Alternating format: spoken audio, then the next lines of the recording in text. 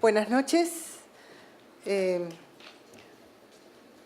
Con el honor de coordinar esta mesa, después de muchos años de haber trabajado en el campo urbano y haberlo abandonado, pero manteniendo el cariño y el interés, voy a coordinar la mesa que va a tener, contamos aquí con Alicia Sicardi, que es doctora en Economía por la Universidad Autónoma de México, maestra en Sociología por el Instituto Universitario de Investigaciones de Río de Janeiro, investigadora titular del Instituto de Investigaciones de la UNAM, miembro del Sistema Nacional de Investigadores y de la Academia Mexicana de Ciencias y actualmente directora del Programa Universitario de Estudios sobre la Ciudad de la UNAM.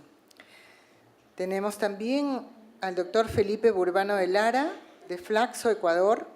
Él es doctor en Ciencia Política por la Universidad de Salamanca, España, profesor investigador de la Facultad Latinoamericana de Ciencias Sociales, Flaxo, sede Ecuador, y coordinador del Departamento de Estudios Políticos de Flaxo. Tenemos en el panel también a Gustavo Riofrío, de Desco, Perú, urbanista por la Universidad de Grenoble, sociólogo por la Universidad Nacional Mayor de San Marcos, miembro de DESCO, Centro de Estudios y Promoción del Desarrollo, y finalmente al doctor Joan Subirats, de la Universidad Autónoma de Barcelona, España, PhD en Ciencias Económicas por la Universidad de Barcelona, profesor de Ciencia Política, Políticas Públicas y Administración Pública en la Universidad Autónoma de Barcelona, especialista en temas de gobernanza, gestión pública, urbanismo y ciudad. Así que tenemos un excelente panel para esta noche y vamos a comenzar en primer lugar con la doctora Alicia Sicardi, que hace la primera presentación. Buenas tardes a todas y a todos. En primer lugar quiero agradecer a los organizadores, en especial a Manuel Damert y Fernando Carrión, que me han dado la oportunidad de participar en este importante encuentro del grupo de Claxo sobre el derecho a la ciudad, y me da muchísimo gusto estar en esta universidad. Bueno, he estructurado mi exposición a partir de tratar de insertar el tema de las políticas urbanas. Como nos han pedido, es pensar la dimensión política de las políticas urbanas, verla desde la perspectiva de lo político, esto en el marco de lo que nos congrega en este grupo y en este seminario, que es el tema del derecho a la ciudad, como una apelación creada y resignificada de la transformación urbana en favor de la calidad de vida urbana, centrándome particularmente en quiénes son los sujetos de esa transformación y a partir de ello construir un marco analítico para interpretar las transformaciones que están ocurriendo en este momento en la Ciudad de México. Creo que no está de más decir que me inscribo en un marco conceptual de políticas públicas, según el cual las políticas públicas es el conjunto de acciones, pero no solamente de acciones, sino también de inacciones que se generan sobre un problema socialmente definido, una cuestión social que demanda la atención y recursos gubernamentales.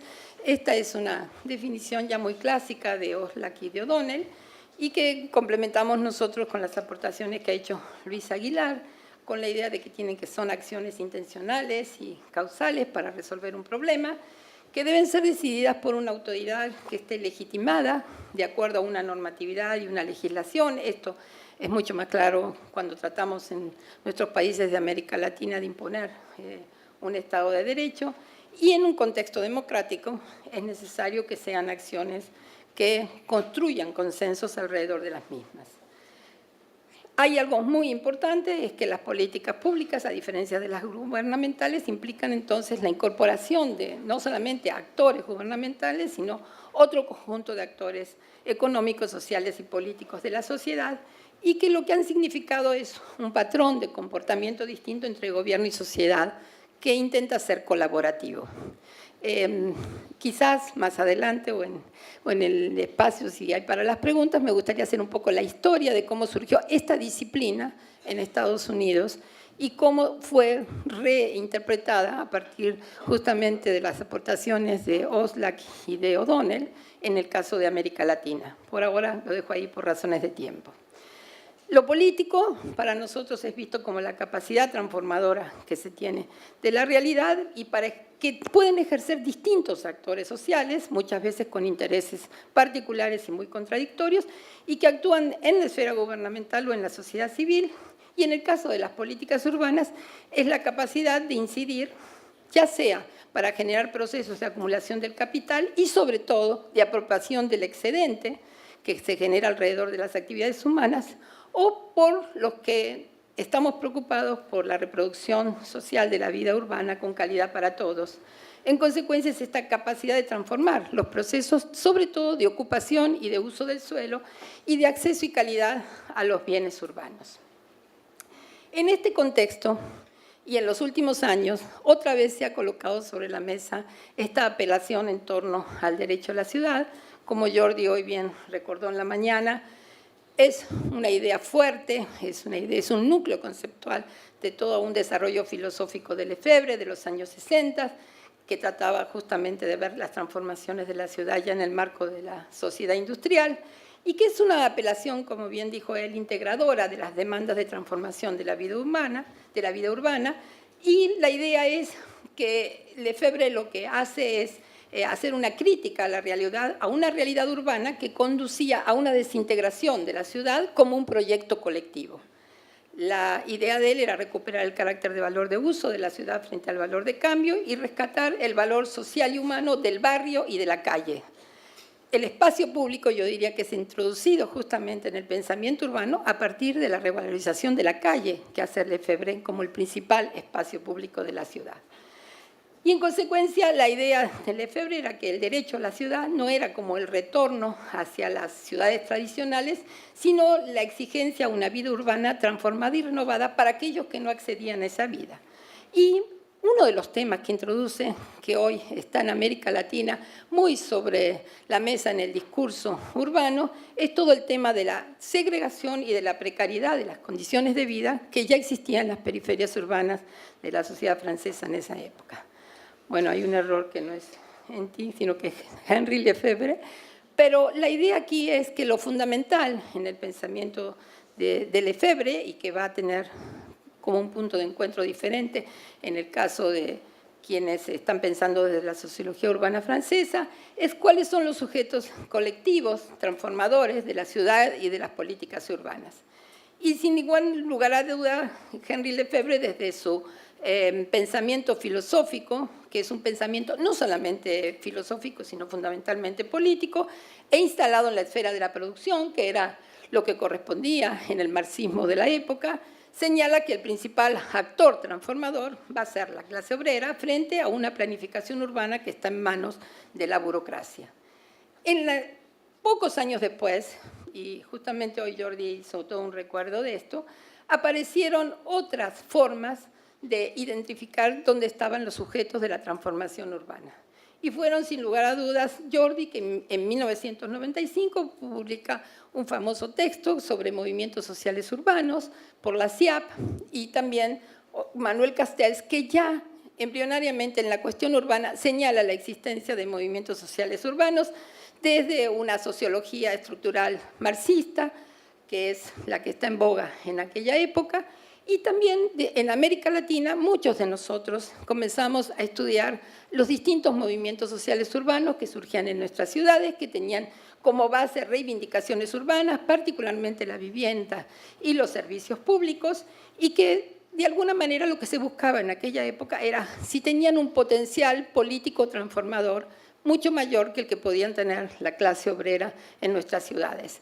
De hecho, tanto Jordi como Manuel trabajaron mucho en el caso chileno, que en la época, sobre todo a principios de los años 70, era el gran laboratorio para analizar estos movimientos sociales urbanos y ver las potencialidades políticas que tenía este actor que se instalaba en la esfera del consumo, no de la producción.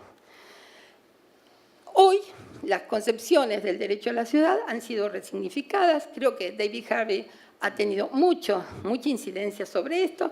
Sin embargo, se ha encargado de señalar Harvey que es poco vinculante la idea de derecho a la ciudad de los años 60 con el derecho a la ciudad en la actualidad. Es decir, lo que dice Harvey es que el legado que postuló Lefebvre es muy importante, pero es diferente a lo que sucede hoy en las calles. El caso que él más trabaja en este último libro de Ciudades Rebeldes es el caso de Brasil, y la idea es recuperar el derecho a la ciudad a partir de una concepción de un derecho colectivo que tiene que ejercerlo el conjunto de la ciudadanía y no la pequeña élite política y económica que es la que le ejerce en este momento en la ciudad. Y la única manera para Harvey es lograr que haya un ejercicio pleno de esos derechos ciudadanos con un control democrático, no de la producción, sino sobre todo del uso del excedente del capital. La idea de Harvey es que las ciudades se han construido históricamente con el excedente, y el tema central es quién se apropia de ese excedente. Y lo que sabemos que ocurre en los países de América Latina, que son esas pequeñas élites políticas y económicas que, pues, de alguna forma, lo que han hecho es incrustarse en el aparato del Estado. Como Joan Subirats ya ha dicho, hay una captura de parte del Estado de estas diferentes expresiones del capital inmobiliario y del capital de la industria de la construcción. También Manuel Castells ha puesto muchísimo énfasis en la capacidad transformadora que hoy tienen los nuevos movimientos sociales. Creo que lo fundamental del pensamiento de Castells es poner el énfasis en la incorporación de las tecnologías de la información y de la comunicación y ver el carácter de movimientos sociales en red. Para él son los movimientos sociales, él ha sido un gran teórico y es un gran teórico de los movimientos sociales. Para él continúan siendo los principales agentes de cambio social, son los capaces de generar ciudades innovadoras y formas de uso del espacio diferente, y lo que hacen es contradecir, según él, una reproducción de la estructura urbana que está heredada justamente de una estructura de la dominación. Lo importante es que estos nuevos movimientos que analiza Castells son globales y locales al mismo tiempo y son virtuales. Ocupan el espacio físico, pero se conectan también en el ciberespacio, se difunden con rapidez y crecen a partir de las tecnologías de la información y la comunicación. Encierran toda una crítica a las instituciones políticas, financieras y de poder mediático, reivindican la dignidad de las personas y la coordinación horizontal. Son movimientos no solo de transformación urbana, sino de transformación política, influencian los procesos urbanos y las formas espaciales, y también ocupan los espacios públicos, las plazas, y es un reclamo político por el uso democrático del espacio público. Jordi, que bueno, no voy a repetir aquí lo que dijo hoy en presencia, ¿no es cierto?, en este seminario, pero yo creo que la gran aportación de Jordi es haber privilegiado justamente el espacio de la política en el análisis de las políticas urbanas y recuperar la noción de espacio público, que yo creo que sí tiene continuidad, aunque él hoy señaló sus distancias con Lefebvre. Es decir, creo que justamente en el mundo del urbanismo, Jordi Borja en América Latina fue el que colocó la importancia del espacio público, y no solamente del espacio público territorial, sino del espacio público social. Y en este sentido, otra de las aportaciones más importantes que ha colocado y que hoy también ha reafirmado es todo el tema de la democracia local.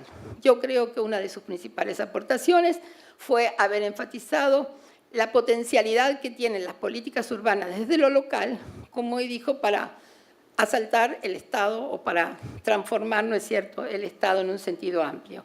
Y por supuesto que el concepto de ciudadanía es justamente el concepto vinculante entre la ciudad y la política y entre la ciudad y la democracia local.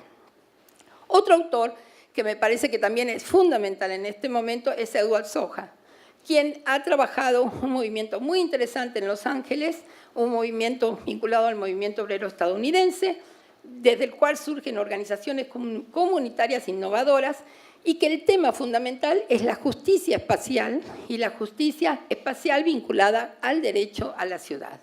Se trata de un movimiento que en los años 90 demanda a la Autoridad Metropolitana del Transporte de Los Ángeles. Esto es otro dato interesante, es un movimiento por el transporte público, por la equidad en el acceso al transporte público y la calidad, donde lo que se trata es de denunciar la discriminación racial y espacial que existe en el sistema de transporte público. Es un movimiento triunfador que genera un precedente muy importante en términos de lucha contra la injusticia racial y la discriminación basada en el lugar de residencia.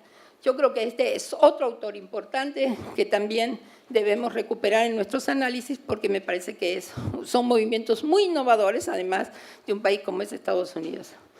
Y por último, me parece que también ha ocupado un espacio muy importante en nuestras reflexiones sobre el tema del derecho a la ciudad, la Carta Mundial por el Derecho a la Ciudad. Todos sabemos que el HIC tiene una presencia muy fuerte en América Latina, particularmente en México, y la idea aquí es recuperar no solamente ya una apelación genérica al derecho a la ciudad, sino justamente tratar de desagregar cuáles son los contenidos que tiene ese derecho a la ciudad y en qué medida esos contenidos pueden ser incorporados en las políticas urbanas, sobre todo de gobiernos de izquierda, que es uno de los temas que también Fernando Carrión desde este grupo ha tratado de impulsar. La idea es que el derecho a la ciudad supone un usufructo equitativo de las ciudades dentro de principios de sustentabilidad y de justicia social, que el derecho colectivo es un derecho que deben ejercer los grupos que están empobrecidos, que son vulnerables y están desfavorecidos, que la idea es alcanzar un pleno ejercicio del derecho y pasar justamente a un patrón de vida adecuada. Y hay una serie de principios que seguramente este movimiento que piensa la ciudad comparte con otros movimientos sociales importantes, como la gestión democrática de la ciudad, el ejercicio pleno de la ciudadanía, incluso hace una apelación al compromiso social del sector privado en todos estos procesos y también, de alguna forma, aterriza pensando de que tiene que haber un conjunto de políticas impositivas, progresivas, que redistribuyan justamente ese excedente urbano al que hice referencia. En este marco, yo he tratado de pensar qué es lo que ocurre en la política urbana de la Ciudad de México. La Ciudad de México desde el año 97 es una ciudad gobernada por una coalición de izquierda. Son ya muchos años y se siente ya el desgaste que se genera justamente por la función de gobernar. Y me parece a mí que en este momento la política urbana exige una reflexión y una profunda transformación de su orientación, de la forma en cómo se asignan los recursos, la manera cómo se diseña y cómo se implementa. Creo que en este momento la política urbana del gobierno de la ciudad tiene un alto grado de pragmatismo, impone proyectos que garantizan una alta tasa de ganancia a los sectores del capital que actúan en el espacio urbano.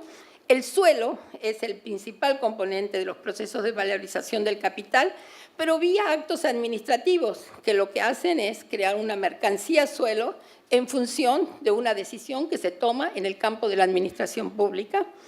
Y por el otro lado, es una política urbana que se caracteriza porque la dimensión social, que antes era la dimensión fundamental de la política urbana, o que por lo menos cuando llega un gobierno de izquierda es la dimensión prevaleciente, se transforma en una dimensión residual. Muy pocos recursos para lo que tiene que ver con vivienda popular, con programas de mejoramiento de vivienda y con asignación de recursos que permitirían una ciudad mucho más equitativa.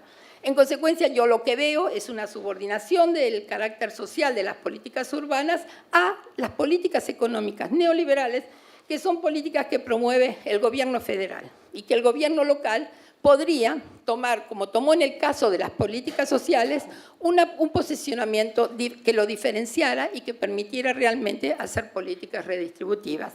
Me quedan 5 minutos y voy a tratar de explicar lo que está contenido en este cuadro. La idea es preguntarnos qué tan públicas son las políticas urbanas en este momento y en este sentido, pues, para simplificar, lo que trato de identificar aquí son 2 colectivos sociales con proyectos confrontados, el de las élites económicas y empresariales de las que habla Harvey y todos los demás colegas que me antecedieron, cuyas demandas y exigencias son condiciones óptimas para que puedan apropiarse de esas sobreganancias, tanto en la ciudad dispersa, creando una expansión del territorio que les permite incorporar tierra barata y revalorizarla a partir de la producción de vivienda para los sectores populares, como una renovación urbana en la ciudad central vía la redensificación. En realidad, lo que les interesa a estos colectivos sociales es que haya desregulación. Esto que escuchaba yo en ponencias anteriores, los planes no se aprueban, los planes están vencidos, los planes de alguna forma ya no son el referente de las tomas de decisiones que se realizan cotidianamente en los distintos ámbitos de gobierno. En consecuencia, lo que hay es una alienación con las políticas económicas y una falta de vinculación con las políticas sociales. Y la idea aquí es que ya no solamente estos colectivos sociales intentan influenciar en los procesos decisorios, como toda la vida lo han hecho, sino que se ha producido lo que Joan llamó una captura del aparato gubernamental por estas élites y que, por supuesto, esto en general va acompañado de elevados altos de corrupción. Del campo de la esfera de la ciudadanía, yo diría que hay dos, digamos así, espacios de expresión de la ciudadanía. Uno de los sectores populares que demandan un acceso equitativo y también de calidad a los bienes y servicios, que lo que demandan son políticas distributivas. En relación con las regulaciones, hay una especie de inacción, de no transformación del marco legal. Yo pienso que esto es equivocado. Yo creo que el marco legal tampoco sirve en este momento para que justamente haya una política en favor de los intereses de los sectores populares, pero ante la avalancha no reguladora de los sectores empresariales, la manera de defenderse de los sectores populares es decir, que no se transforme nada, que no haya una nueva normatividad que trate de alguna manera de regular esta acción que están emprendiendo o que están comandando los sectores de mayores ingresos. Entonces, el resultado es que en la ciudad tenemos un elevadísimo número de conflictos por temas urbanos, tenemos en la calle permanentemente grupos, pero también en distintos espacios públicos. Y por primera vez, o tal vez con mayor magnitud, pero siempre existió, unos sectores medios que también están organizados en espacios de representación. Yo creo que aún no hemos logrado alcanzar la construcción de un movimiento que tenga continuidad, que tenga un actuar programático de largo plazo, pero que sí en este momento están ejerciendo una transformación muy importante. Frente a esto, lo que tenemos en el campo, yo decía, de lo residual de estas políticas urbanas son interesantísimos procesos de innovación social que están colocados en la transformación de algunos bienes básicos, en particular el tema de la vivienda y de los espacios públicos. Tenemos dos programas que son justamente programas de mejoramiento tanto de vivienda como de espacios públicos. Entonces, y para terminar, porque ya me está pasando aquí, lo que quiero decir es que, por un lado, tenemos toda una legislación y una normatividad ya, de alguna manera, rebasada por la propia realidad, que no se va a actualizar, yo pienso, porque no existen las condiciones para construir consensos que realmente transformen esa normatividad y esa legislación, que el nivel de conflictividad es muy alto alrededor de todo lo que sean los procesos urbanos, alrededor de un 30% en una base de datos de la Procuraduría Ambiental que sistematiza el Instituto de Investigaciones Sociales. Casi un 30% de los conflictos son por temas de construcción, ampliación de vivienda, todo lo que está vinculado con la producción de los bienes urbanos. Tenemos un conjunto de actores que van desde ya el muy viejo Movimiento Urbano Popular a un Congreso Popular Social y Ciudadano en el Distrito Federal, organizaciones sociales y políticas, frentes sobre determinadas obras como fue la construcción de una supervía, que es una vía rápida que agiliza la circulación entre dos zonas centrales de la ciudad. Y frente a eso, estas políticas de innovación social que nosotros valorizamos muchísimo porque son el espacio de aprendizaje de una relación gobierno-ciudadanía sustentada en bases democráticas diferentes, porque justamente las universidades, por ejemplo, cumplen un papel muy fundamental en estos procesos de mejoramiento de barrio, y de la que yo rescato sobre todo es el valor pedagógico que tienen de enseñar a construir una ciudad con la participación e inclusión de la ciudadanía, no solamente en el momento del diseño de la política, sino también de la implementación y de los resultados. Por razones de tiempo no puedo hacer mayor referencia al programa comunitario de mejoramiento barrial, pero es una experiencia que tiene un amplio reconocimiento internacional, a pesar de los escasos recursos que maneja. Creo que ha logrado transformar espacios públicos en sectores, en colonias populares que han significado transformaciones muy importantes en la vida de estos sectores populares. Muchas gracias.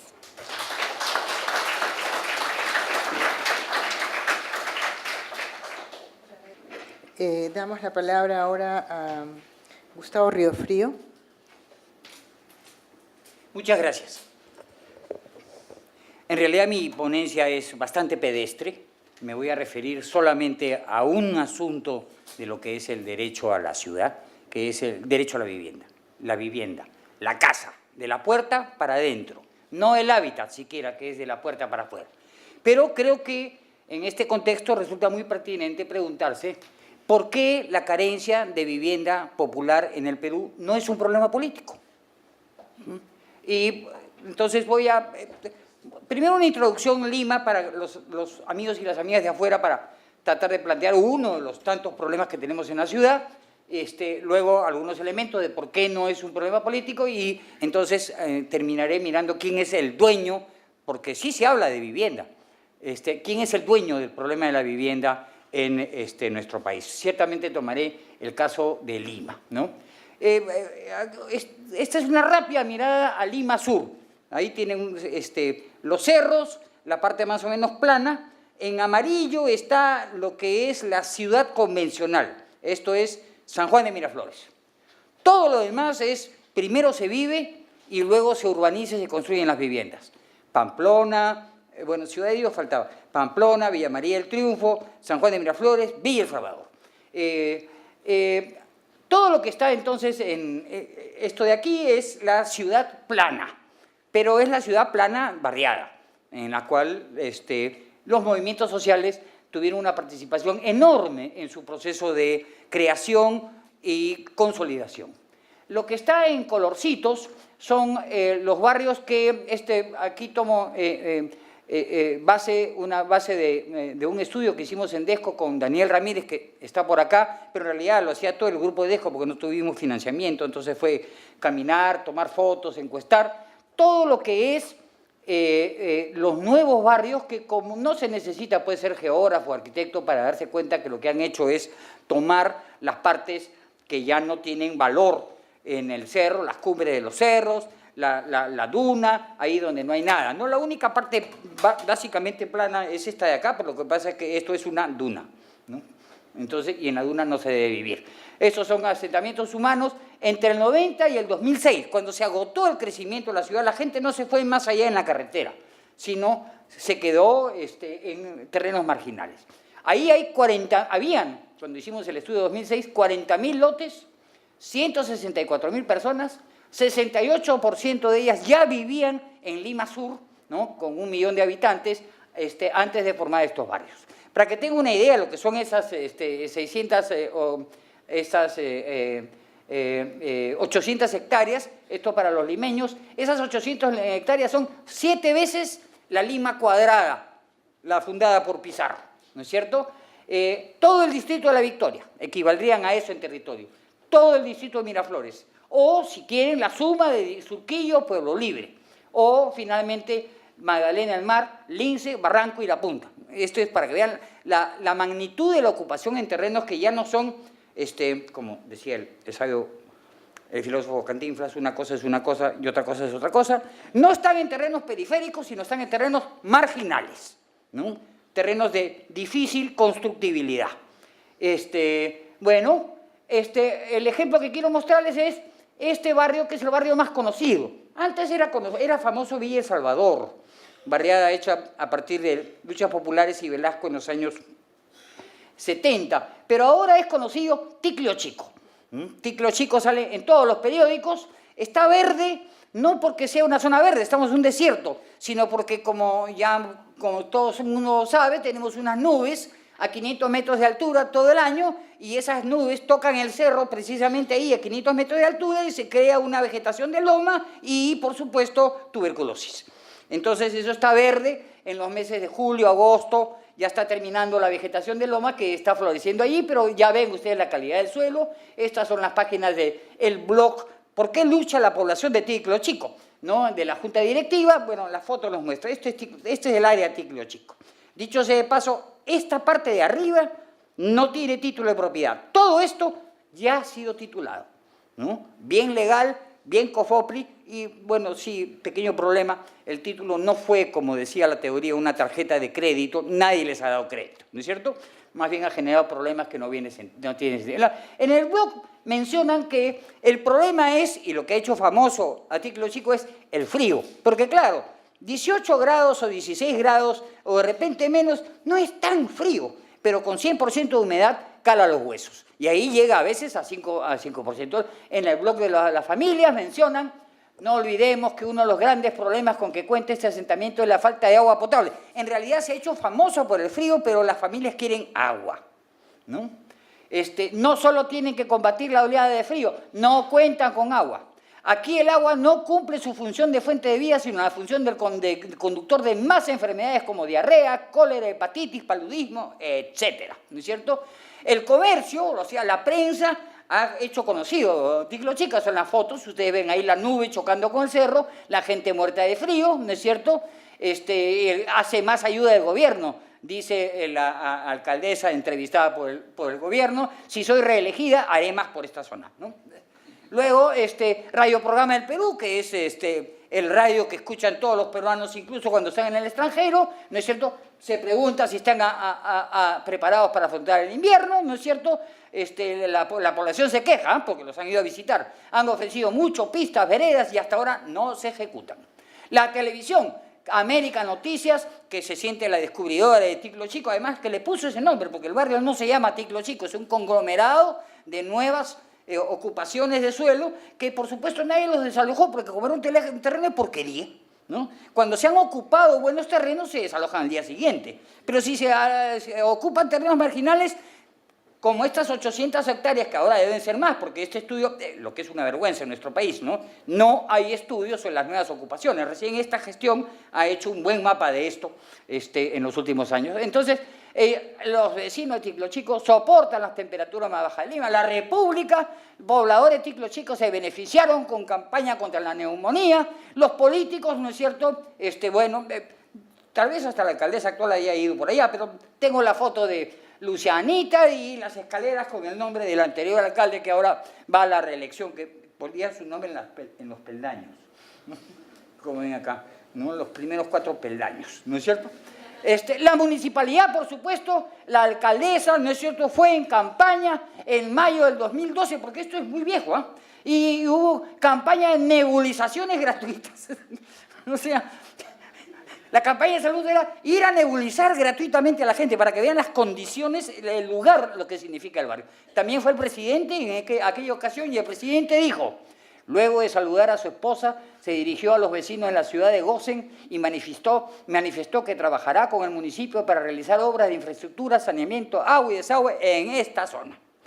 En realidad, entonces, ¿qué se le ha ofrecido a la población? ¿Un núcleo básico de casa, de vivienda? ¿Reubicación a un lugar más apropiado de la ciudad? Porque no deberían vivir allí. Se le ha ofrecido promesa de ayudarlos con el agua que solicitan. Eso me hace pensar que cuando se discutió el crédito del BID, cuando vino la gran democracia, yo estaba discutiendo sobre lo que se necesitaba, crédito y subsidios para las familias de bajos ingresos. El funcionario del BID decía, hemos llegado a la conclusión que en el Perú tenemos que, para los pobres no se puede trabajar vivienda. Lo que vamos a hacer es trabajar agua y electricidad, ¿no? Casa es impensable, ¿no? Ahora, me he demorado en este caso para hacer fácil lo demás, ¿no? No se ha ofrecido vivienda, ni los pobladores dicen vivienda. La televisión menciona que tienen frío, pero no que la casa es una porquería, ¿no es cierto? Y que el frío les cala los huesos, ¿no es cierto? Lo mismo pasa con los nuevos barrios, ¿no? O sea, con las áreas deterioradas de Lima. Estos son, para que no se caiga, este monumento histórico, esta es una casa lindísima que no se puede caer. Se habla de los incendios, las viviendas que se caen, ya habló Silvia de los ríos de eso, los depósitos ilegales y a veces de los desalojos cuando la gente tiene problemas. El terreno está, las casas están, parecen vacías, alguien me decía, ¿no? Y si ustedes ven la foto aérea, se dan cuenta que el deterioro es adentro, no solamente afuera, es un asco, ¿no es cierto? Y dicho sea de paso, esta foto ha sido tomada este lunes. Hay quien vota a las familias y vende un terreno saneado, desocupado, ideal para depósito, de entrega inmediata. Está prohibido en la ciudad histórica poner un depósito, ¿no? A veces se habla del estado de abandono y de la identidad, y de los monumentos históricos, ¿no es cierto? Y por supuesto, en algunos casos, efectivamente, el valor del monumento es superior a la gente que lo habita, pero no en todos los casos. Y además se echa la culpa, sin decirlo abiertamente, de la culpa del deterioro al habitante de los suburbios, ¿no es cierto? Pronto, como terminaste tú y también se dijo, cuando la gente comience a gritar, todavía no se han organizado, están organizándose, cuando comiencen a gritar saturando grabadoras, ya vendrá algún estudioso que escribirá un libro sobre movimientos sociales de la lucha, ¿no es cierto? Cosa que me parece terrible, porque lo que hay que hablar a los pobladores no es describir cómo se organizan ellos, sino describir contra quién tienen que luchar, porque por ahí está el problema. Lo mismo pasa con los barrios estos barrios consolidados que les mostré abajo, en los cuales ya están consolidados, ya tienen agua, desagüe, ya no hay tantas funerarias, ahora hay más farmacias, etcétera, etcétera, ¿no es cierto? Pero la vivienda que construyeron nadie miró la calidad. Nadie ayudó a que en esta vivienda, donde se están construyendo en este momento toda la vivienda social. La familia de bajos ingresos no vive en un departamento vendido por el Estado, por las empresas con dinero del Estado. Vive en un segundo piso hecho en un antiguo pueblo joven, ¿no es cierto? Además alquilado, es mucho más flexible el mercado, ¿no? Nadie trabaja eso, ¿no es cierto?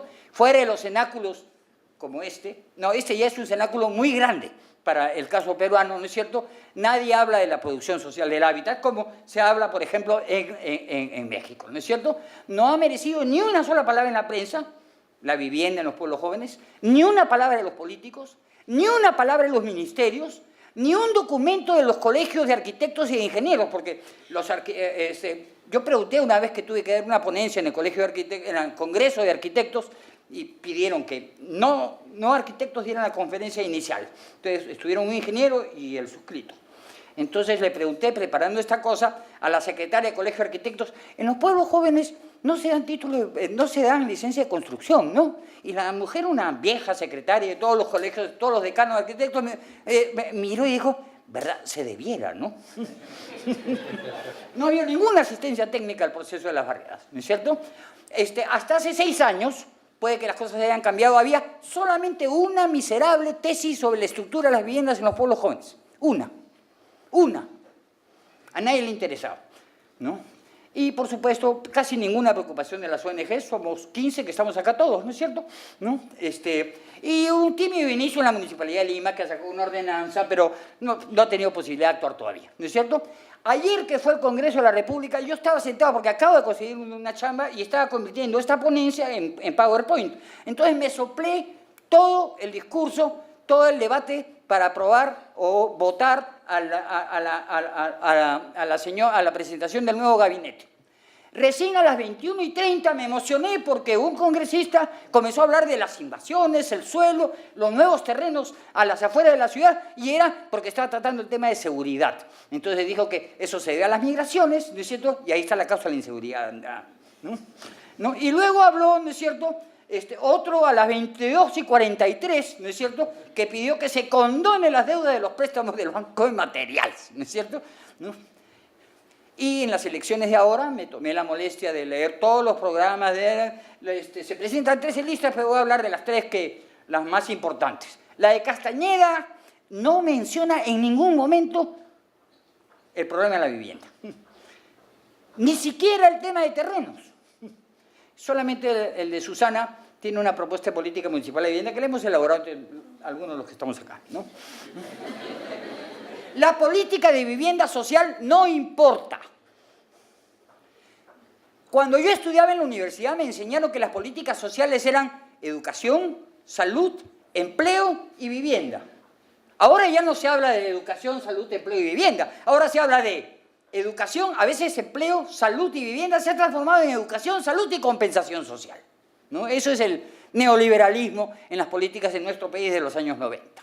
No hay conocimiento, no hay estudios oficiales sobre el déficit cualitativo, que es 60% del déficit nuestro. Pongo aquí el ejemplo de Brasil. Han distinguido entre vivienda precaria, cohabitación familiar, gasto excesivo en alquiler, densidad excesiva en domicilios alquilados. Todo está ya estudiado. En nuestro es 60% del déficit es cualitativo. Y el interés es el 40% de vivienda nueva, porque ahí está el negocio. hacer casas nuevas, sino mejorar, ampliar o dar crédito a las familias que están construyendo sus viviendas.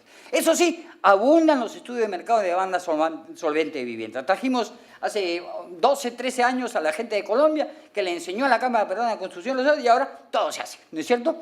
Ahora, ¿qué recursos se han gastado? El año pasado, para la vivienda de 266.000 soles, que la cara, ¿no es cierto?, 1.353.633 miles de soles. Para la vivienda de bajos ingresos, 418.110, ¿no es cierto?, miles de soles. O sea, la diferencia es abismal. Y cifras que se trabajaban en 2012, en 2012 se edificaron en Lima, 130, el otro era a nivel nacional, 138 viviendas menores de $30.000 y 0 menor de $15.000, por si acaso la industria de la construcción. Dejó de ser político. En los años 60 el problema de la vivienda era político. No solamente los profesionales hablaban del problema de la vivienda, ¿no es cierto? Y las autoridades, la frase de más propietarios, menos comunistas, tuvo mucho efecto, ¿no es cierto? Fernando Belaúnde impulsaba unidades vecinales que ahora son excelentes viviendas de los años 48, en la época de Odría. Y la lucha popular se hizo apolítica, es un proceso interesantísimo que corro, pero lo dejo señalar, porque es un proceso interesante, ¿no? Se luchó porque se atienda el problema de vivienda y la gente no vive en barriadas, se lo hicieron los pobladores. Se inundó al Congreso con cartas para que saliera la nueva ley orgánica de barrios marginales, que es una ley revolucionaria, el 61, no se hizo otra cosa, ¿no es cierto? Y que decía, las barriadas están como están, el Estado se encarga. Y para que no haya barriadas, haremos lotes con servicios. UPIS, Urbanizaciones Populares de Interés Social, 1961. Claro, se reservaron los terrenos, no se construyeron, la gente los invadió, ¿no es cierto? Pero la gente los invadía hablando políticamente. Este terreno está reservado para mí. No hiciste la casa, lo tomo, yo me haré mi casita. En los años 70, invadir ya pierde su sentido político. Cualquiera invadía, se invadía a cualquier lugar y a veces se invadía para negociar una reubicación. Tanto que en el 72, una invasión en el centro de Lima, en la zona industrial, se llamó el rescate. Porque ellos decían, nosotros no somos invasores, somos rescatadores, lo que el imperio incaico, toda esa cosa. Porque la palabra invasión había perdido su carácter político, ¿no? El propio Estado comenzó a hacer barriadas también, ¿no? Las barriadas más grandes de Lima han sido hechas por el Estado, 48 Odría, San Martín de Porres, ¿no? 71 Velasco, Villa El Salvador, 76 Morales Bermúdez, San Juan de Lurigancho, 84 Barrantes, Huaycán, y sigo, Belaúnde y hasta la más espantosa de todas, que es Ciudadela Pachacútec, ¿no es cierto? La política de vivienda se transformó en una política de terrenos. Mis amigos siempre discuten conmigo, yo no estoy de acuerdo con ellos. Ellos dicen que el Estado no tiene una política de vivienda. Yo creo que ha tenido una política de vivienda popular, entregar terrenos. Un pacto social, porque las familias estaban satisfechas si se les daba el terreno. Belaúnde dijo, arquitecto, presidente 2 veces, en el Perú el problema de la vivienda lo tienen las clases medias, los sectores populares lo solucionan ellos mismos.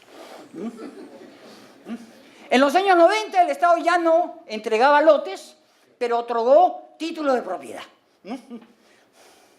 Corro.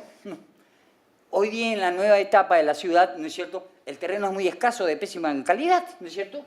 ¿No? Ahora, ¿cómo le digo a la gente no ocupes terreno? Si esa fue la política pública, ¿no es cierto?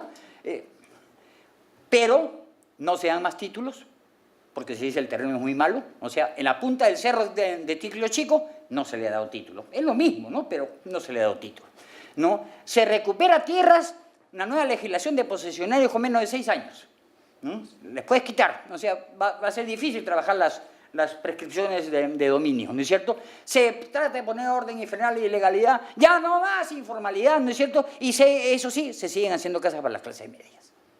Parte final. ¿Quién es el dueño del problema de la vivienda? ¿No es cierto? Porque se habla mucho de la vivienda, hay muchas fotos de edificios, ¿no es cierto? Creo que el secreto lo encontraremos cuando miremos los periódicos. El Comercio, la noticia aparece en la sección inmobiliaria. Perú 21 en la sección Economía, la noticia de vivienda, ¿no es cierto? En la República, en la página de Economía, conozca los subsidios del Estado para la compra de vivienda. Se lo están diciendo no a los pobladores, sino a los empresarios, ¿no es cierto? ¿No? En gestión, en la sección inmobiliaria, ¿no es cierto? En realidad, lo que sucedió fue que a fines de los años 90, el Fondo Nacional de Vivienda se transformó en el Fondo Mi Vivienda. Ese Fondo Mi Vivienda eran 600 millones de dólares. Cuando vino la democracia había que reactivar la economía, entonces dijo, usemos mano para reactivar el PBI, gastando estos 600 millones. ¿Con quién lo vamos a gastar? Con la Cámara Peruana de la Construcción. El presidente decía, la autoconstrucción es a la industria de la construcción, lo que el contrabando es al comercio. ¿No es cierto? Públicamente lo dijo, ¿no? Más de una vez, estaba en todos los periódicos, ¿no es cierto? Entonces lo que se consiguió es que Mi Vivienda ayudó a despegar la economía, gastándolo, ¿no es cierto?, en las empresas que solamente sabían hacer vivienda para los sectores medios y altos. Incluso funcionó, porque el mercado estaba un poco atrasado, ¿no es cierto? En 2006, Mi Vivienda, el fondo, se transformó en una sociedad anónima, dicho sea de paso, ¿no es cierto? Y cumplía la misión. Ahora lo que podría es dedicarse a la vivienda social, pero no ese es el interés, ¿no es cierto? Entonces, toda la atención pública se centra en la necesidad de mantener el crecimiento del PBI. Si esos 630 millones de dólares fueran para educación, se hubiera equipado con carpetas a todo el país, ¿no es cierto? Era cuestión de gastar en alguna empresa algo. Y en este caso, ¿no?, la industria de la construcción es la que salió ganando, ¿no es cierto? El principal actor público de la vivienda es el Ministerio de Economía y Finanzas, sobre todo en el negocio financiero. Y el operador es el Ministerio de Vivienda, interfiriendo con las municipalidades, ¿no? Porque nunca han pensado siquiera qué hacer con la vivienda social, ni qué hacer. Los bonos que se han entregado es muy poco. Termino, mensaje presidencial del 28 de julio, ¿no es cierto? Un nuevo paquete económico para reactivar la economía, más dinero al rubro de construcción civil a estas empresas, ¿no? Y es más, se les hacen las cosas más baratas y por lo tanto se quita el dinero que la industria de la construcción aporta para la recuperación del centro y para, por cada metro construido, hacer parques y jardines como parte del aporte, ¿no es cierto?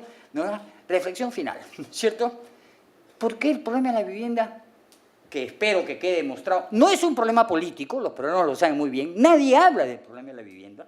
Peor aún, las municipalidades en el Perú, yo siempre les digo, la municipalidad da las licencias de demolición, de construcción, de ampliación, cambia los usos. ¿Y por qué no tienen una política de vivienda como hacen el resto de países de América Latina? ¿Verdad? No lo tienen claro. Recién este programa de vivienda popular es una cosa nuevecita. ¿Por qué el problema de la vivienda popular no es un problema político?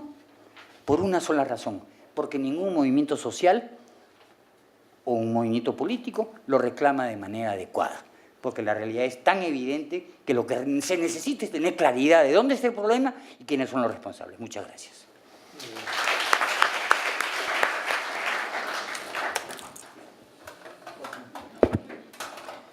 Muchas gracias, Gustavo. Tanto Alicia como Gustavo nos han dado realmente dos presentaciones muy sustantivas en el tiempo. Espero que el tiempo no sea una amenaza para que puedan seguir haciéndonos una presentación que se redondee y complete como ha venido siendo hasta ahora. Entonces tenemos al doctor Subirats en tercer lugar. Pues muchas gracias. Como ahora se decía, pues han sido dos presentaciones muy interesantes las dos. Alicia creo que nos ha planteado muy claramente el marco teórico no solamente de esta sesión, sino del seminario. Creo que nos ha ayudado mucho a encuadrar el tema. Y ahora, pues, Gustavo creo que ha entrado en un tema central que es una buena presentación de lo que yo voy a comentar.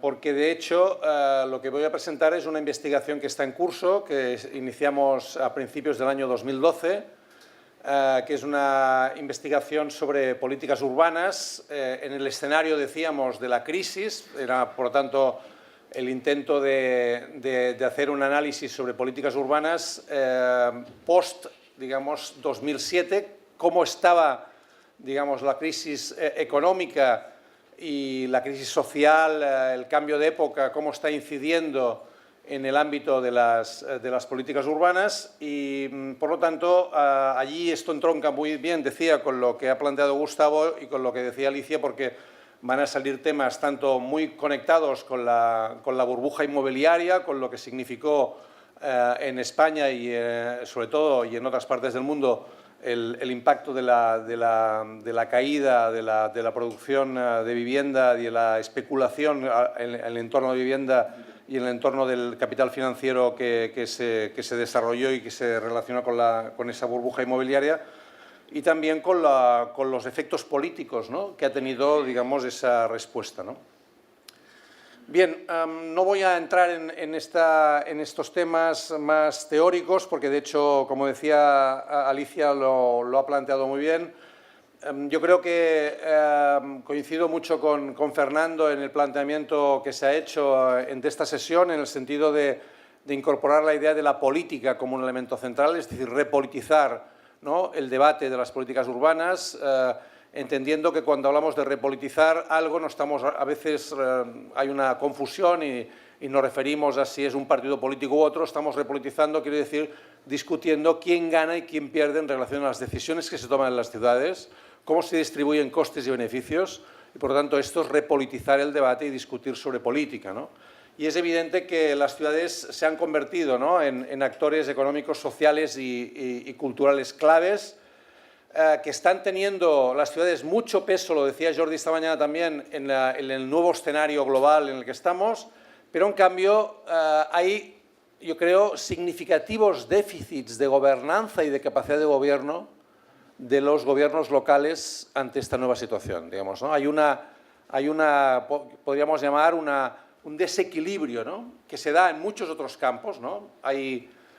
Podríamos llamarlo una nueva economía, nueva sociedad y vieja política, que llamaríamos, hay nuevas políticas urbanas que se están planteando a nivel global, con unas viejas capacidades de los gobiernos a la hora de afrontar los retos que tienen planteados, ¿no? Y ese desequilibrio creo que es un desequilibrio que no solamente compete o afecta al ámbito de las ciudades, sino que tiene una dimensión mucho más global, ¿no?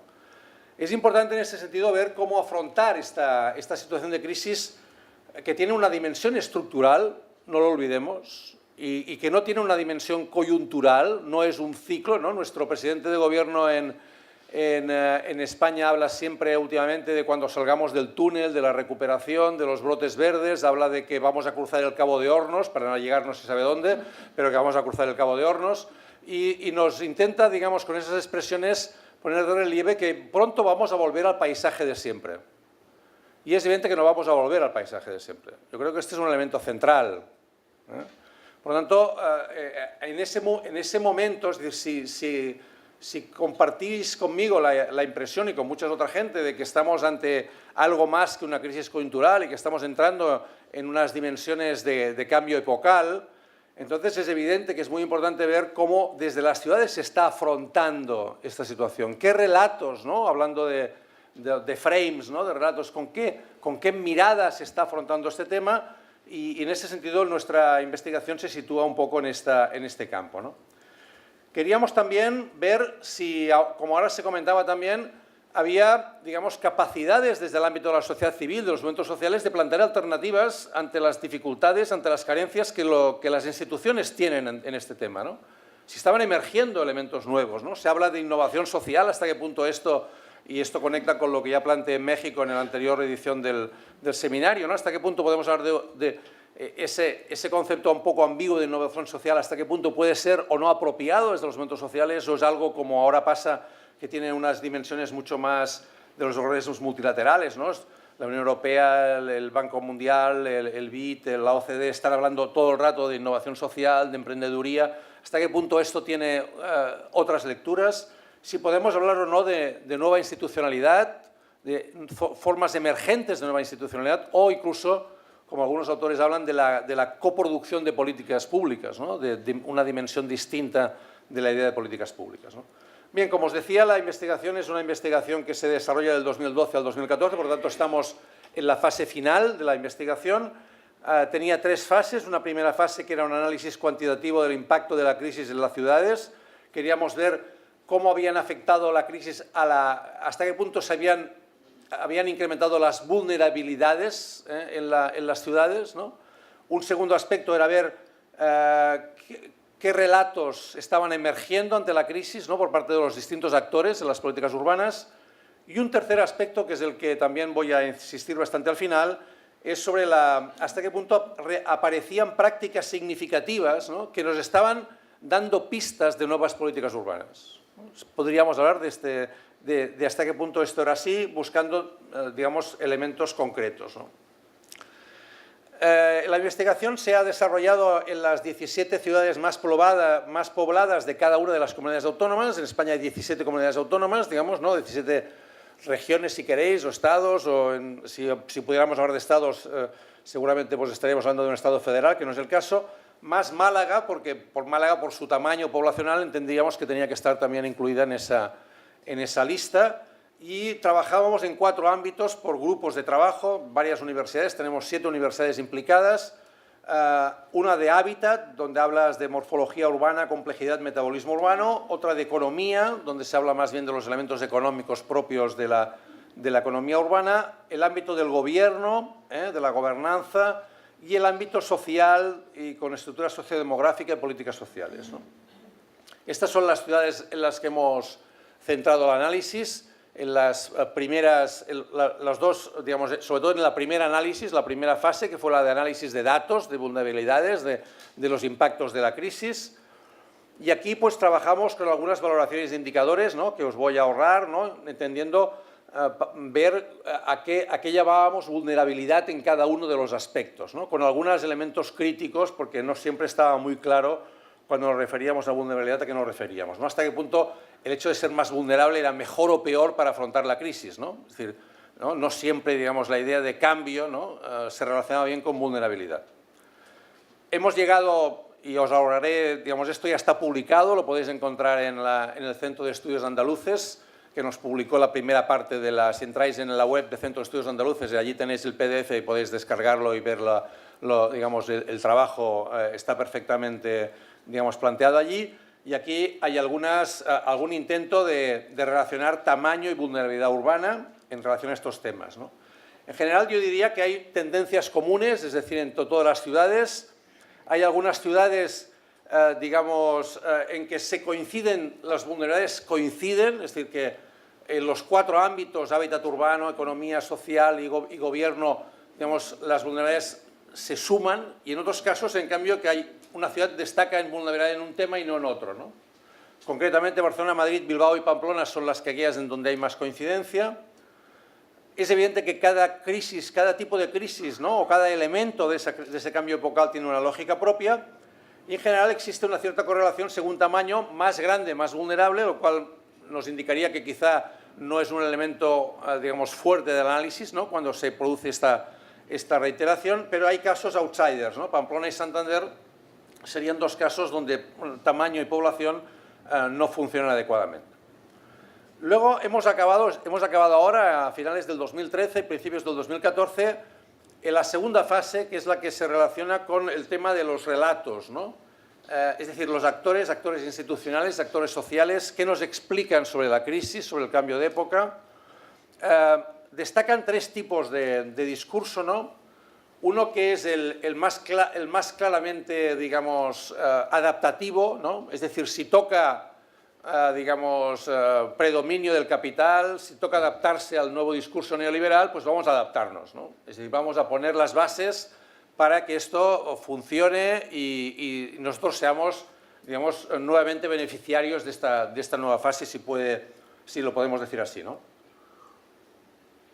Normalmente, lo cierto, y lo comentaré al final, las ciudades con más recursos, con más capacidades, son las que más pueden escoger. Hay ciudades que no pueden escoger.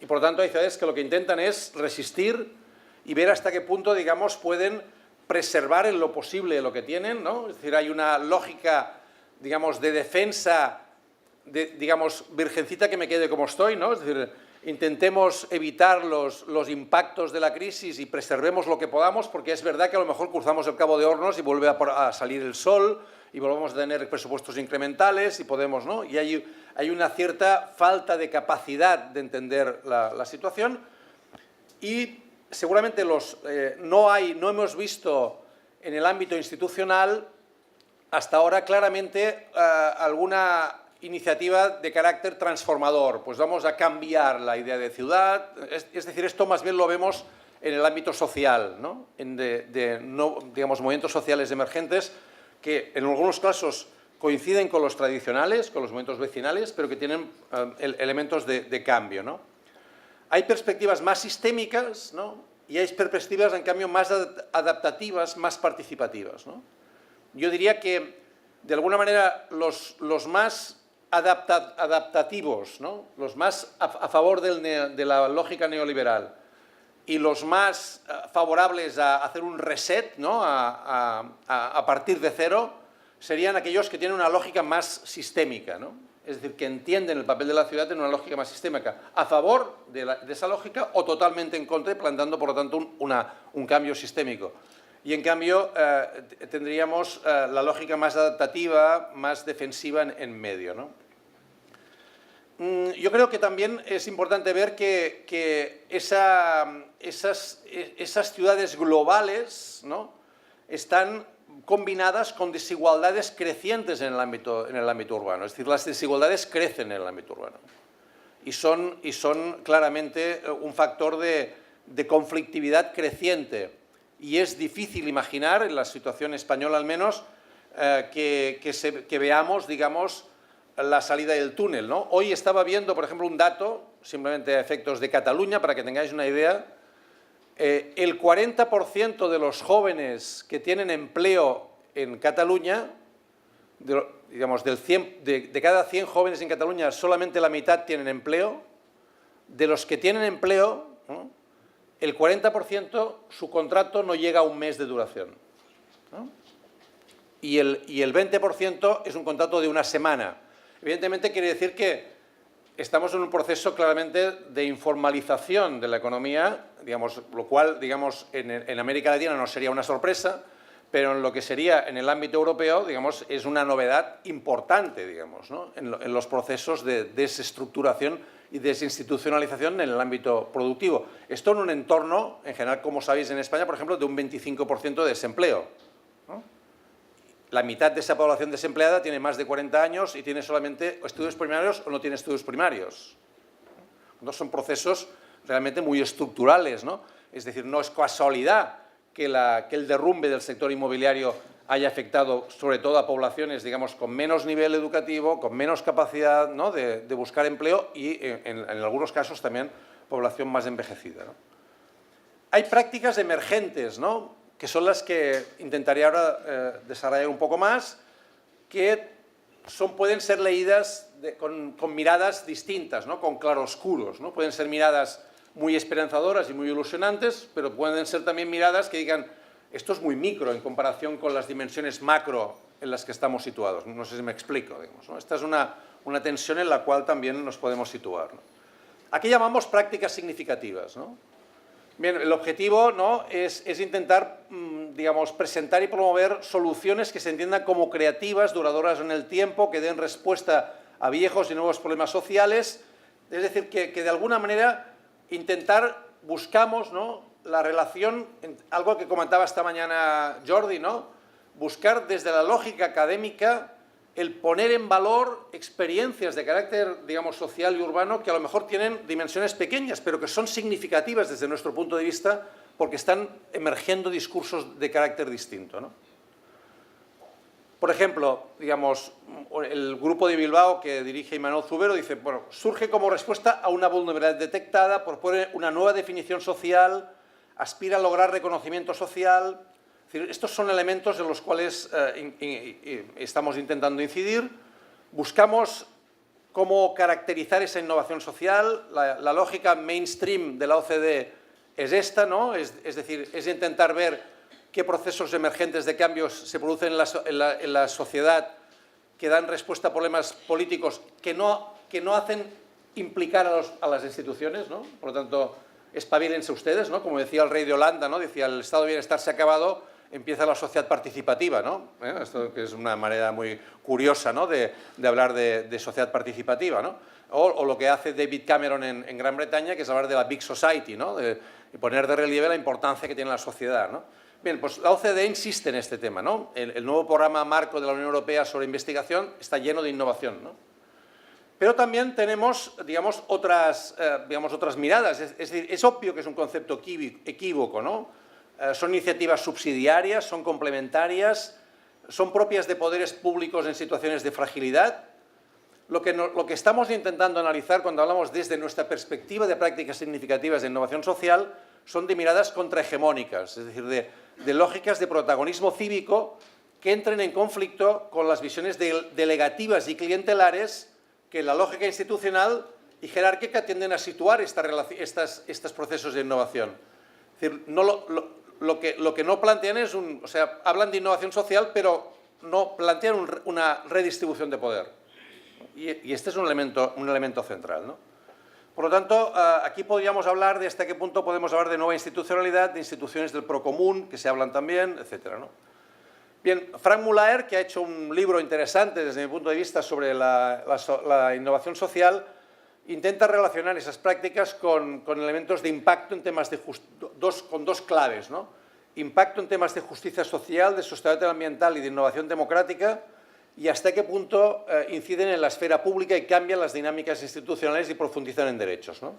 Bien, a partir de aquí nosotros hemos hecho unos criterios de análisis, ¿no? Que también están a vuestra disposición en la web de Polur, y hemos escogido en 5 ciudades algunos casos, ¿no? Que son los que estamos ahora trabajando y acabando, ¿no? En Barcelona, en Madrid, en Valencia, en Sevilla y en Bilbao. Estoy acabando ya enseguida. Son 8 casos en estas 5 ciudades, ¿no?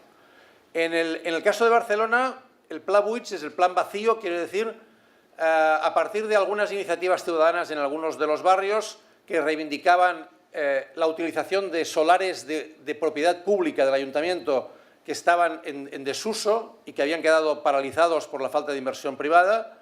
A partir de ahí el ayuntamiento lo que propuso es que sacara a concurso de iniciativas ciudadanas el uso de estos espacios públicos, ¿no? Y se dieron, pues está aquí en el mapa de Barcelona, nosotros hemos analizado las distintas iniciativas que se han planteado en estos solares vacíos, ¿no?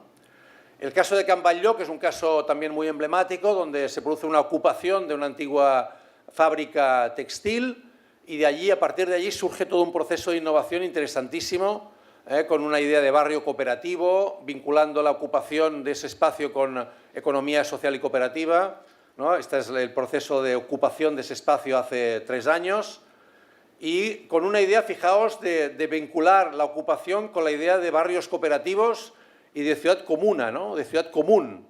Una idea que empieza a salir del caso concreto para hablar de categoría, ¿no? De la idea de ciudad, ¿no? Trasladando, ¿no? la experiencia en una dimensión mucho más estructural. El caso de la Corrala de Vecinas de la Utopía de Sevilla, que también es una corrala, es un conjunto de viviendas que están unidas entre sí, ocuparon ese espacio y también ha sido interesante el proceso como un proceso que hemos incorporado. La idea del Puma, que es una moneda social del barrio del Pumarejo en Sevilla, ¿no? Que es una moneda social como otras que se han creado en otras partes del mundo, ¿no? Que se utilizan en el interior de ese barrio y que lo que promueven es el intercambio, ¿no? Otras métricas de valor distintas utilizadas por el propio barrio, ¿no?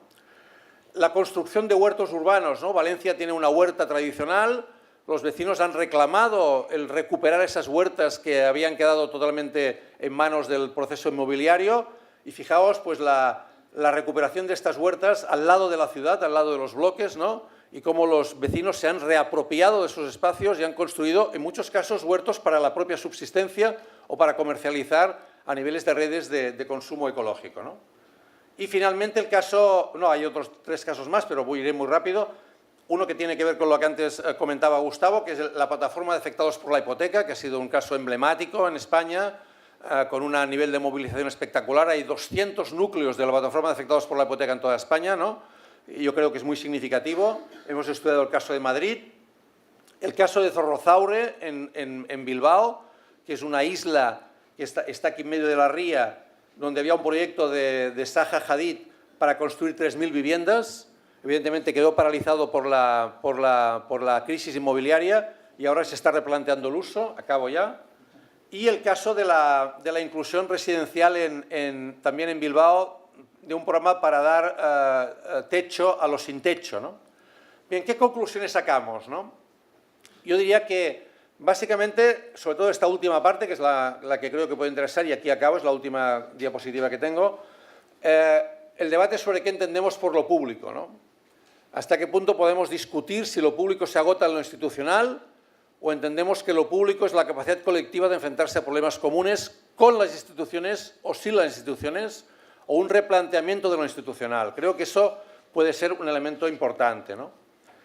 ¿A qué vulnerabilidades responden estas prácticas? Realmente esas prácticas que he comentado responden a vulnerabilidades significativas. Una de ellas es clarísima, que es la vivienda. Y esto conecta con lo anterior. Por lo tanto, aquí sí que tenemos un punto central, que es la vivienda como un elemento de vulnerabilidad clara, y otra que es la parte del desempleo y la parte económica, ¿no? Que también es importante.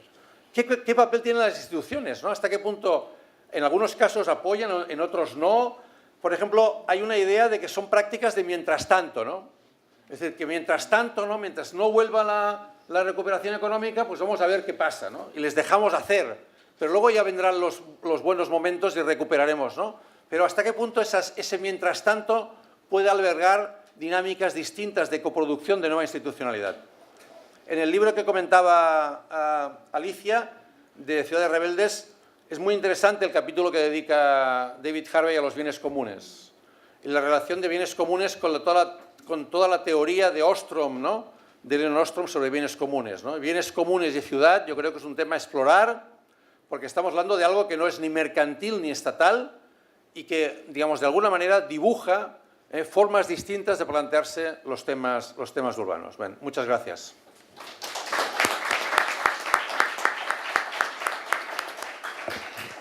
Muchas gracias. Y tenemos entonces ahora al doctor Urbano de Lara, de Flaxo, Ecuador. Buenas tardes. Muchas gracias a los organizadores, a Fernando por tener la oportunidad en este seminario de alguna manera dar continuidad a varias de las reflexiones tanto del primer seminario sobre el derecho a la ciudad como de un seminario conectado a este grupo que se efectuó hace un par de meses en Quito sobre el giro a la izquierda en los gobiernos locales de América Latina. El título de esta presentación es Desencuentros territoriales y tensiones políticas.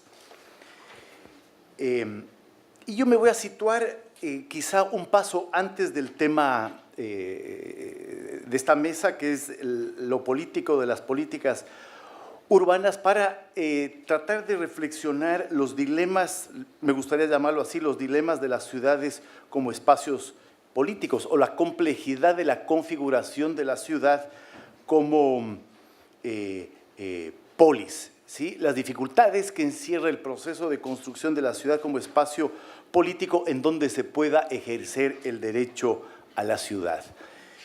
Mirar algunas tensiones que yo encuentro en el proceso de América Latina a partir de algunos casos.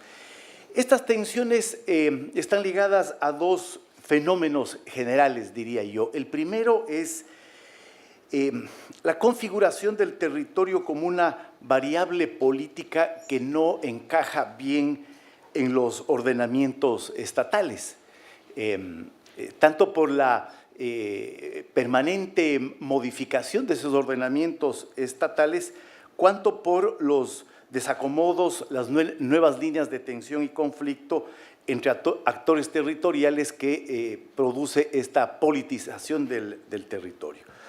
Y el segundo elemento que está íntimamente ligado al anterior es el giro político que se produce en América Latina en los años 80, 90, en la configuración territorial del poder y la política con la instauración de elecciones y la configuración de espacios de las ciudades como espacios de gobierno con legitimidad democrática.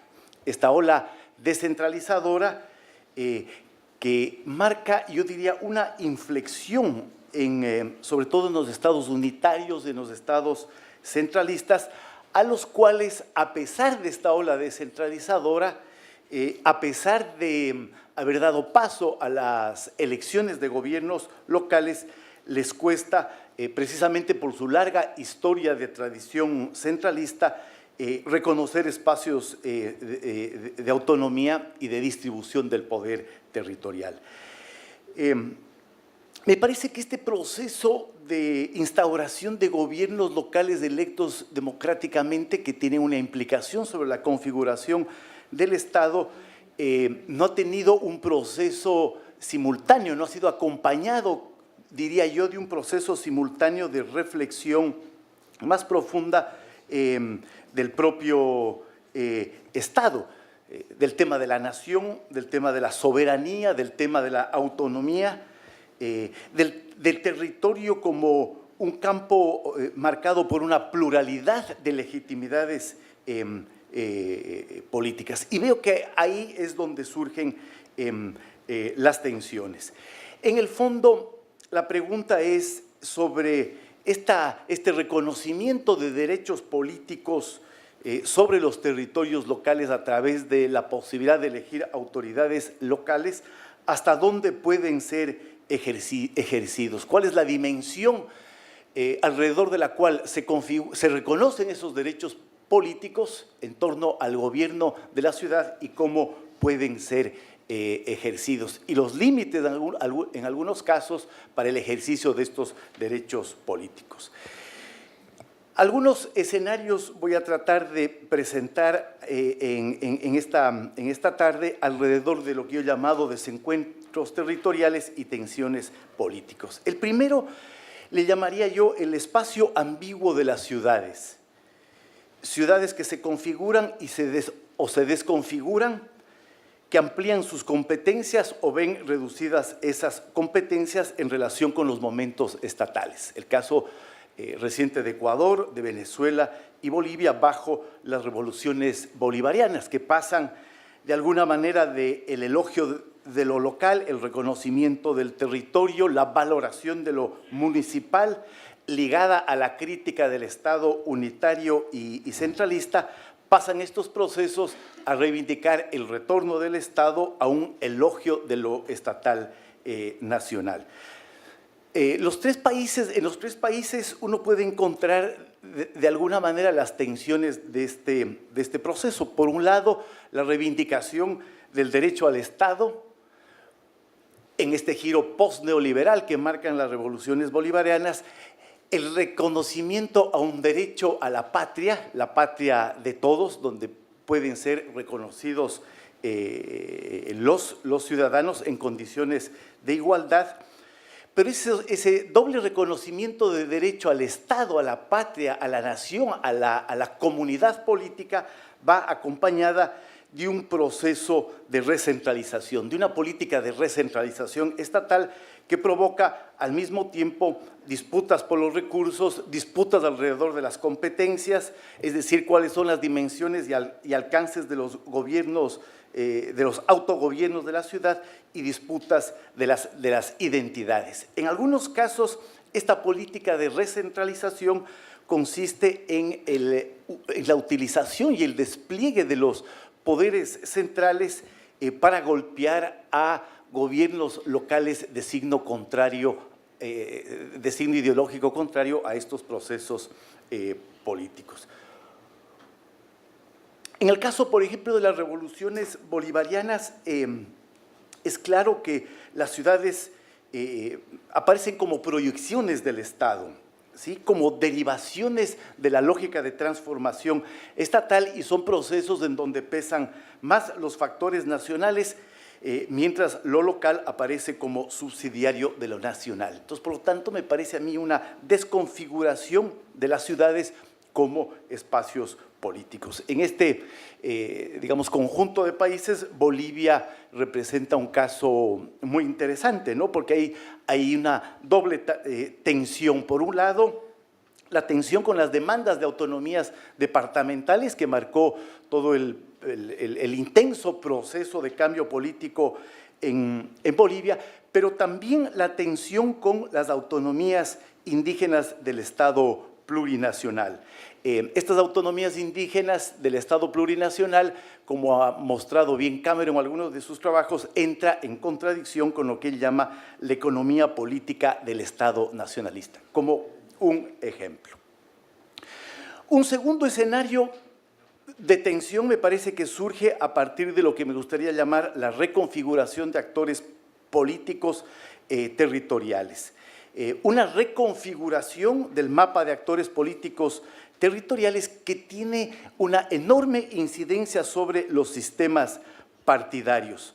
Y me parece que esta incidencia sobre los sistemas partidarios se muestra en se expresa en dos fenómenos íntimamente vinculados. Por un lado, la creciente dificultad de las lógicas nacionalizantes de los partidos que no logran enraizarse en lo local y por lo tanto una diferenciación partidaria entre lo local y lo nacional, como ámbitos políticos que pasan a ser disputados, competidos, manejados por distintas fuerzas políticas. Es decir, el territorio aparece como un espacio político discontinuo frente a lo que aspiran las lógicas nacionalizantes de los partidos, un territorio de continuidades.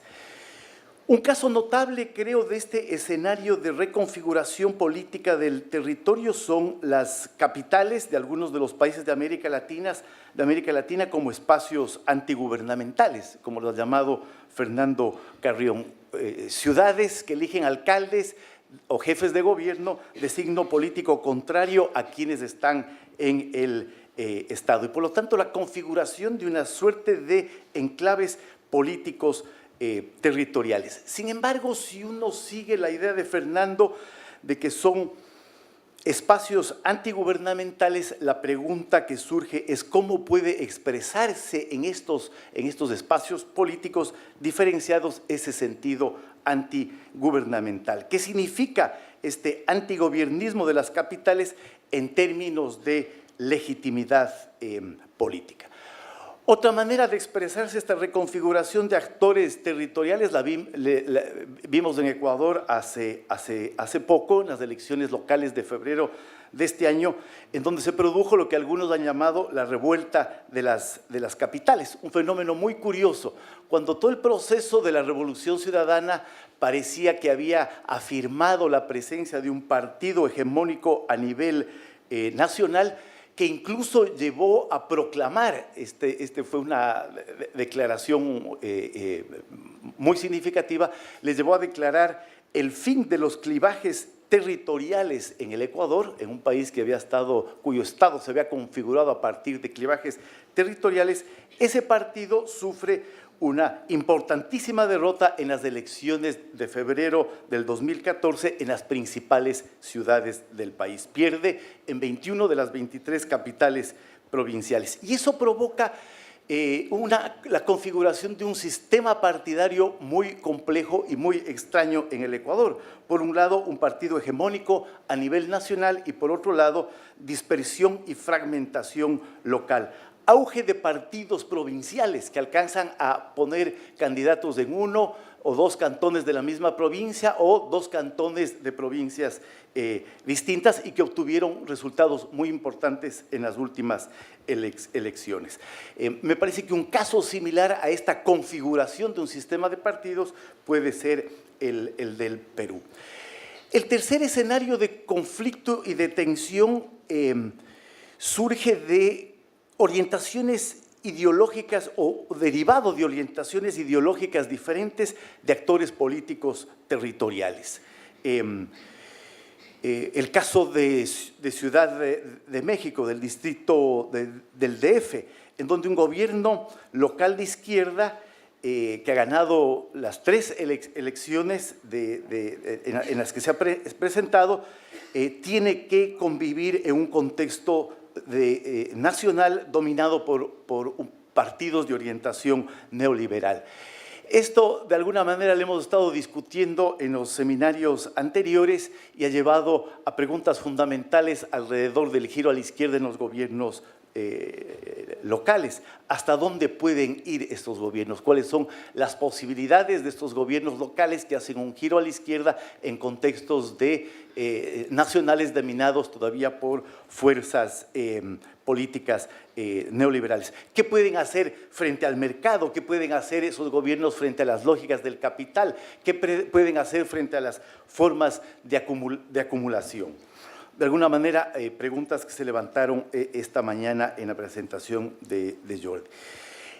Casos inversos, como el de Guayaquil, un gobierno local de orientación conservadora, neoliberal, que lleva más de 20 años en el gobierno, el Partido Social Cristiano, que se enfrenta a un gobierno marcado por un giro a la izquierda, ¿no? Un gobierno local conservador que se enfrenta a un contexto político marcado por el giro a la izquierda. Otro caso que podría situarse dentro de esta tensión ideológica entre actores territoriales, actores políticos territoriales, el caso del alcalde de Colombia. Esto me lleva a una discusión sobre, o habría que llevar la discusión sobre la configuración de la polis y de la ciudad como espacio político donde se puede ejercer el derecho, a una discusión sobre legitimidades políticas y territorios. Los críticos del presidencialismo cuestionan el presidencialismo porque interpretan que se trata de una forma de gobierno en donde hay una doble legitimidad. La legitimidad del presidente y la legitimidad del parlamento que tienen el mismo origen. Me parece que algo de eso está ocurriendo en la configuración política del territorio.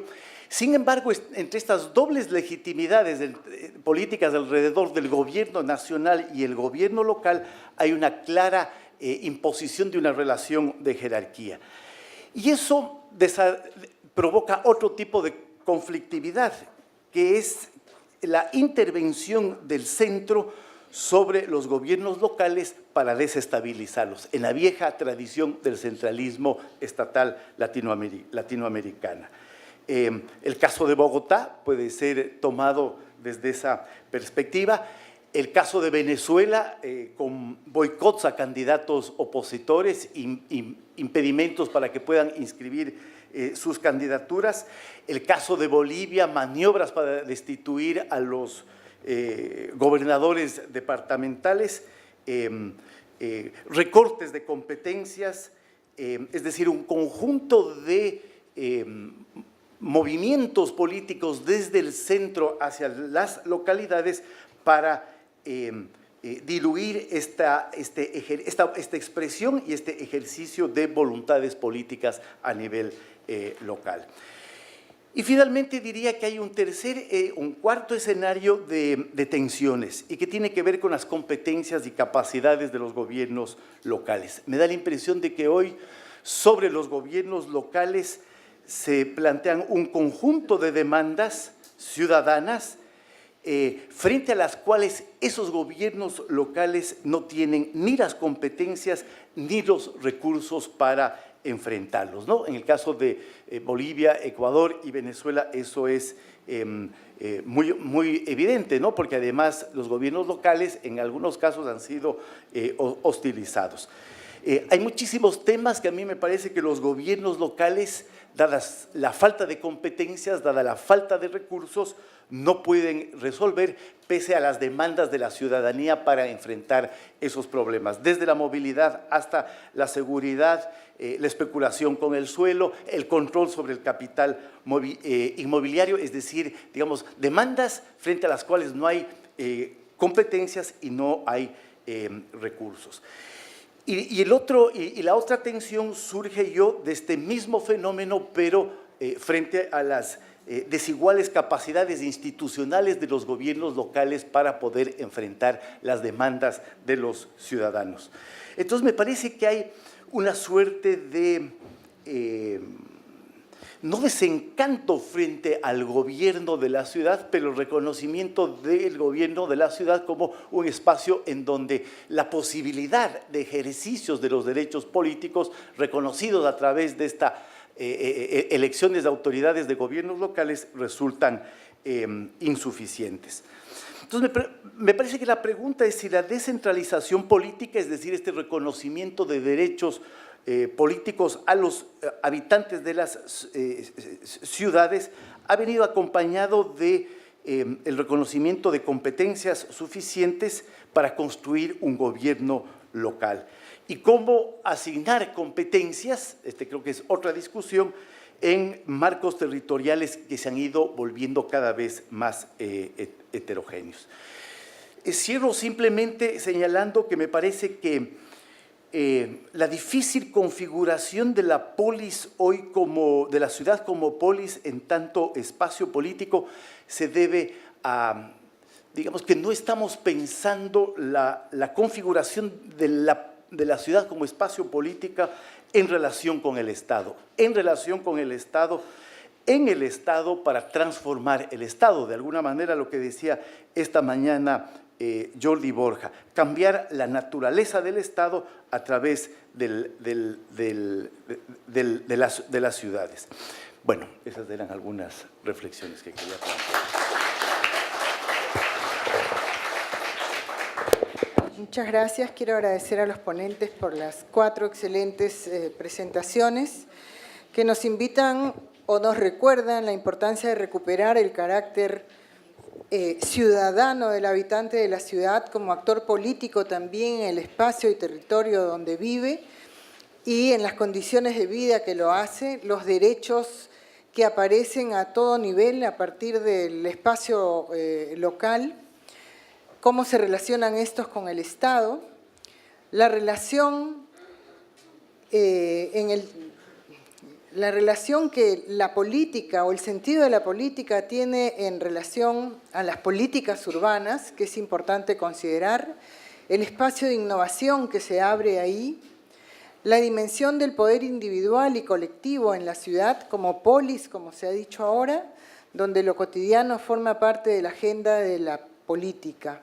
Creo que los temas que se han tratado, no pretendo hacer un resumen, pero como me han dicho que es un poco tarde y ya no podrían haber preguntas, aunque puedo hacer excepción y tomar una o dos si quieren o como muy rápidamente, sí quería cerrar el panel con un comentario y agradecimiento por las excelentes presentaciones. Muchas gracias.